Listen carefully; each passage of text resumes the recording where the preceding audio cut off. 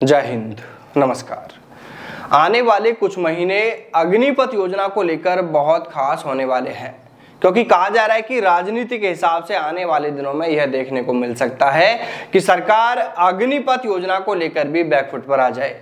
देखिए, जिस तरह सरकार एक के बाद एक लगातार अपने फैसलों को लेकर 2 कदम पीछे खींचती दिख रही है, उसे देखते हुए यही लगता है कि अब सरकार के सामने सिर्फ 2 बड़े मुद्दे हैं जिनको लेकर सरकार को बड़ा फैसला लेना है, जिसमें एक अग्निपथ योजना तो दूसरा जातिगत जनगणना है।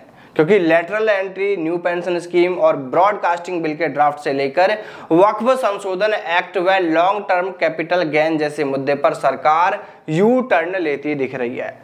तो वहीं विपक्ष भी इन मुद्दों को लेकर मोदी सरकार पर लगातार हमला कर रहा है।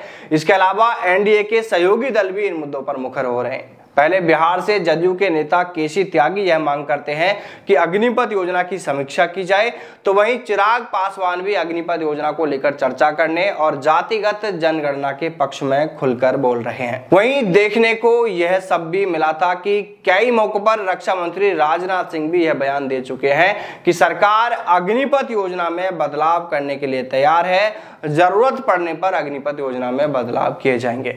लेकिन दूसरी ओर प्रधानमंत्री नरेंद्र मोदी कारगिल विजय दिवस पर पूरी तैयारी के साथ अग्निपथ योजना का बचाव करते हुए दिखे थे।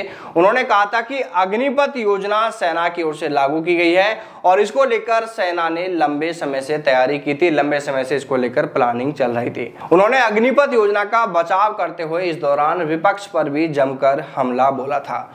लेकिन राजनीतिक गलियारों में अब जो बड़ी चर्चा हो रही है, जो अब बड़ा मुद्दा बताया जा रहा है, वो अग्निपथ योजना को माना जा रहा है। और कहा यह भी जा रहा है कि सरकार या तो अग्निपथ योजना को लेकर बैकफुट पर आती दिखेगी आने वाले दिनों में, या फिर इसके बचाव में वो क्या और बड़ा फैसला ले सकती है, ये आने वाले दिनों में देखने को मिल सकता है।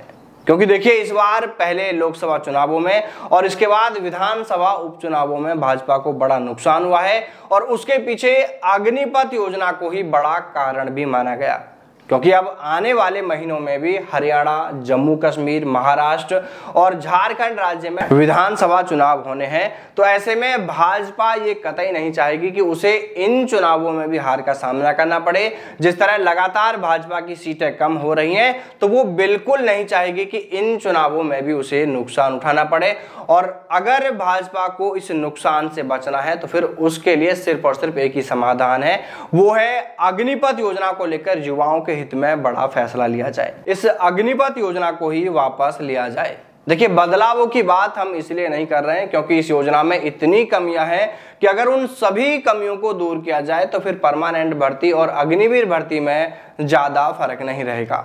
और जब भर्ती में ज्यादा फर्क रहेगा ही नहीं, तो फिर इस छोटे से फर्क के लिए सेना में इतना बड़ा बदलाव ही क्यों किया जाए? क्यों सरकार जबरदस्ती युवाओं की नाराजगी मोल लेगी? क्यों चुनावों में सरकार नुकसान उठाएगी? इसलिए अब इन दिनों अग्निपथ योजना को लेकर चर्चा जोरों पर है और माना यही जा रहा है कि सरकार का अब अगला फैसला अग्निपथ योजना को लेकर ही हो सकता है। बाकी दोस्तों, आप सभी इसको लेकर क्या सोचते हैं, आपकी राय भी कमेंट करके जरूर बताएं। और हाँ, जैसा कि आपको वीडियो के स्टार्टिंग में भी बताया गया है, आप तमाम युवा हमारे इस चैनल के कम्युनिटी टैब में जाकर इस पोल में अपना वोट जरूर कीजिएगा।